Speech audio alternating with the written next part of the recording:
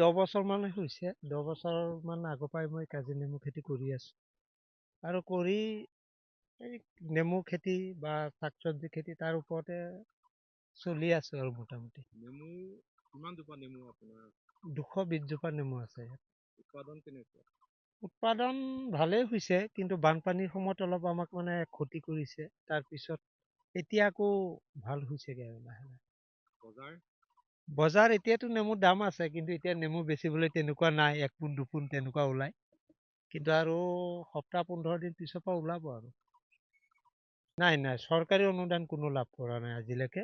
ইয়াৰ চব নিজাববীয়াকেই আমি কৰি পেলাই আগবাঢ়ি গৈ আছোঁ।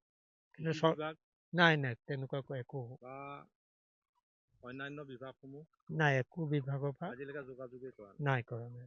আহিছে বিভিন্ন সময়ত, বানপানীৰ সময়তো আহিছে, এইবিলাক লিখি কৰি নিলে, কিন্তু আমি একো পোৱাও নাই। আৰু তেনেকুৱা ধৰণৰ কোনো স্কিম টিস্কিম একো আজিলৈকে দিয়া নাই।